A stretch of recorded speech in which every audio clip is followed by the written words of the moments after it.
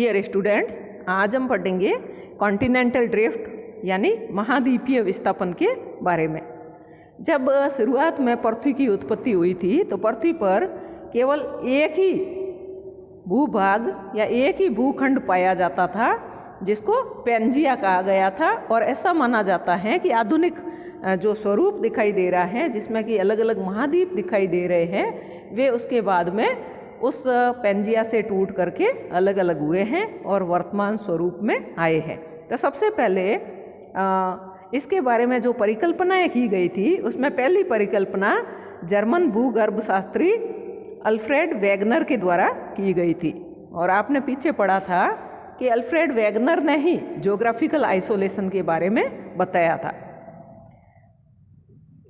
तो सबसे पहले वेगनर ने ही विस्थापन की परिकल्पना प्रस्तुत की और पृथ्वी के उद्भव से ही भूमि का ऊपर उठना, नीचे धंसना, सागर तल का ऊपर उठना और भूखंडों के मध्य संबंध बनना और बिगड़ना, ये जो था जारी रहा है। और इसी कारणों से उत्तरी और दक्षिणी अमेरिका के बीच में पनामा भू संधि तथा एशिया व उत्तरी अमेरिका के बीच में बेरिंग जल संधि का विकास हुआ।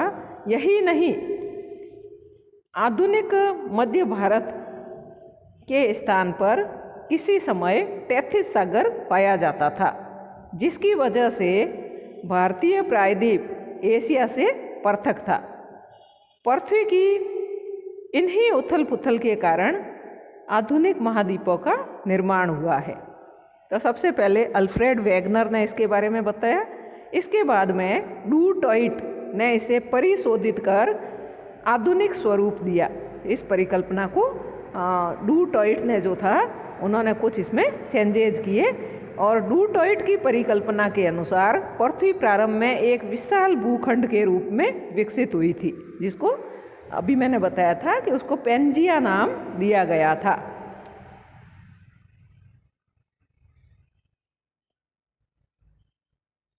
तथा बाद में भूखंड एक दूसरे से टूटकर दूर खिसक गए तथा महाद्वीपों का निर्माण हुआ। डू टॉइट के अनुसार पैलियोजोइक एरा और मीसोजोइक एरा तक पृथ्वी के केवल 2 महाभूखंड थे, जिन्हें गोंडवाना तथा लॉरेशिया के नाम से जाना जाता था। तो यहाँ पर मीसोजोइक एरा आते आते तक पृथ्वी पर पेंजिया जो था वो 2 भागों में टूट चुका था।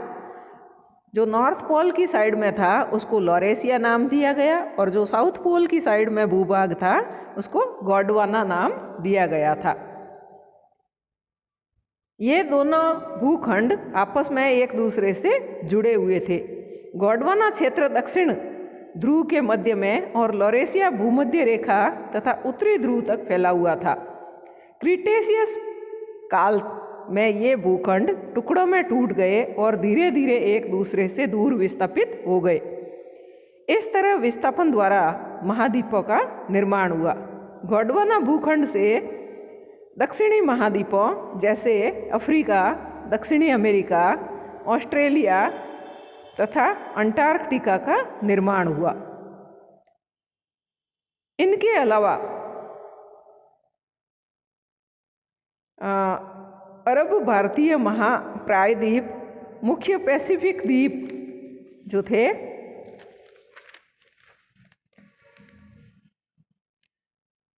जैसे मेडागास्कर और न्यूजीलैंड का निर्माण हुआ। जबकि यहाँ पर बीच में कुछ डायग्राम दिखाए गए हैं, तो यहाँ पर आप डायग्राम में इसमें देखिए, इसको मैंने शायद डायग्राम को इसी प्रकार से इसको व्यवस्थित किया है।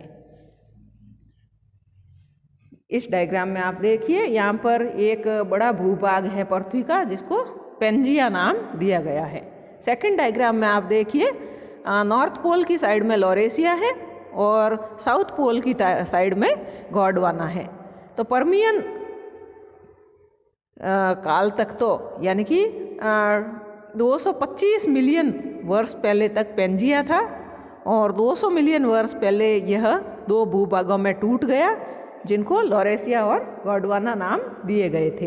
इसके बाद में ये जो है धीरे धीरे अलग होते गए और अलग होने के बाद में जो लॉरेशिया था उससे नॉर्थ अमेरिका और एशिया का निर्माण हुआ, और जो गोंडवाना था उससे साउथ अमेरिका, अफ्रीका, इंडिया और ऑस्ट्रेलिया का निर्माण हुआ है।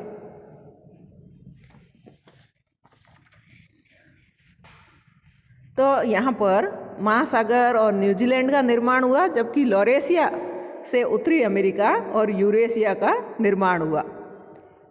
चुंबकीय नापतोल द्वारा यह ज्ञात होना संभव हो गया है कि पूर्व में निर्माण के समय चट्टानें किस दिशा में थी। यह सेल निर्माण भी आधुनिक महाद्वीपों के विस्थापन की पुष्टि करता है। जैसे आज से लगभग 20 करोड़ वर्ष पूर्व पुराना एक बलुआ पत्थर यानी सैंडस्टोन ब्रिटेन से प्राप्त हुआ था, जिससे यह प्रदर्शित होता है कि उस समय उस क्षेत्र की जलवायु, उस क्षेत्र का जो क्लाइमेट था उस रीजन का, वो सहारा डेजर्ट के समान थी। तो ब्रिटेन का क्लाइमेट था वो कैसा था? सहारा डेजर्ट के समान था। तो इससे यह सिद्ध होता है कि ब्रिटेन वाला भाग जो है यानी कि लॉरेशिया वाला खंड है वो किसी समय में गोंडवाना खंड के साथ में जुड़ा हुआ था। यही नहीं, प्राणी भौगोलिक दृष्टि से भी महाद्वीपीय विस्थापन की पुष्टि की जा सकती है। दक्षिणी अमेरिका का पूर्वी तथा अफ्रीका का पश्चिमी तट आश्चर्यजनक सीमा तक एक दूसरे के पूरक प्रतीत होते हैं। अगर हम मैप में देखें, नक्शे में देखें, तो साउथ अमेरिका का ईस्ट रीजन और अफ्रीका का जो वेस्टर्न रीजन है वो एक दूसरे के बिल्कुल ही पूरक दिखाई देते हैं।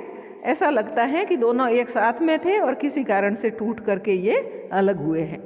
परंतु यदि दक्षिणी अमेरिका के नियोट्रॉपिकल फौना की तुलना अफ्रीकी फौना से की जाए, यानी दक्षिणी अमेरिका यानी नियोट्रॉपिकल जो रीजन है उसके जंतुजात की तुलना अफ्रीकी जंतुजात से की जाए तो इनमें कोई समानता दिखाई नहीं देती है।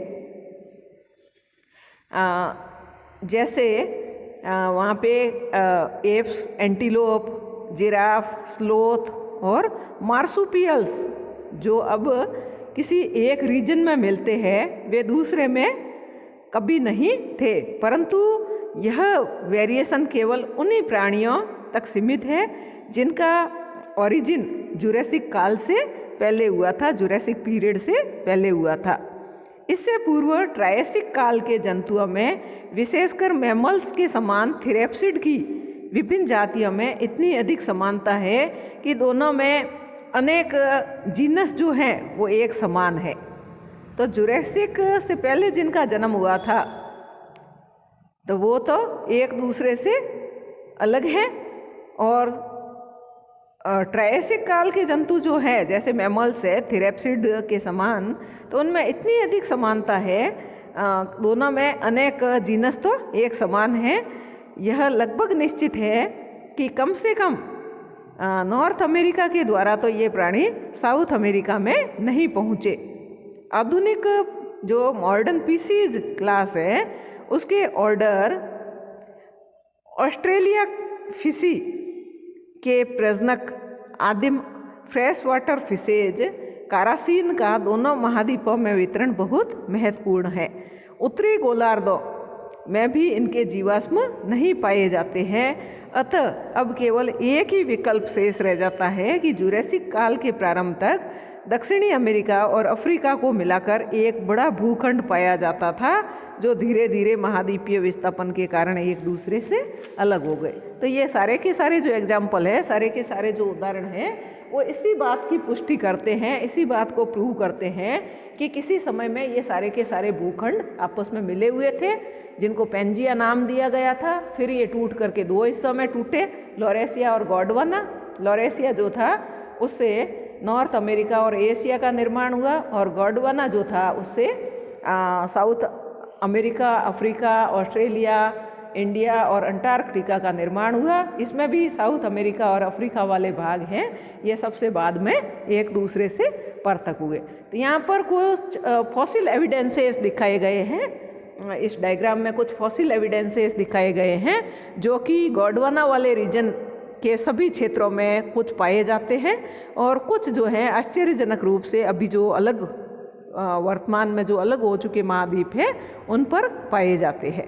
जैसे यहाँ हम नीचे से शुरू कर रहे हैं, साउथ अमेरिका से अफ्रीका, फिर इस प्रकार से। तो सबसे पहला जीवाश्म जो है fossil remains of Cynognathus, a Triassic land reptile approximately 3 metre long, और इसका फॉसिल जो है वो साउथ अमेरिका और अफ्रीका दोनों में पाया गया है, दोनों से मिला है इसका फॉसिल। सेकंड है fossil evidence of the Triassic land reptile Lystrosaurus. तो ये फॉसिल है लिस्ट्रोसॉरस का जो कि अफ्रीका, इंडिया और अंटार्कटिका में पाया गया है। तीसरा है नीचे की तरफ fossil remains of the fresh water reptile mesosaurus. तो मीसोसॉरस जो कि फ्रेश वाटर रेप्टाइल है, इसका फॉसिल साउथ अमेरिका और अफ्रीका से प्राप्त किया गया है।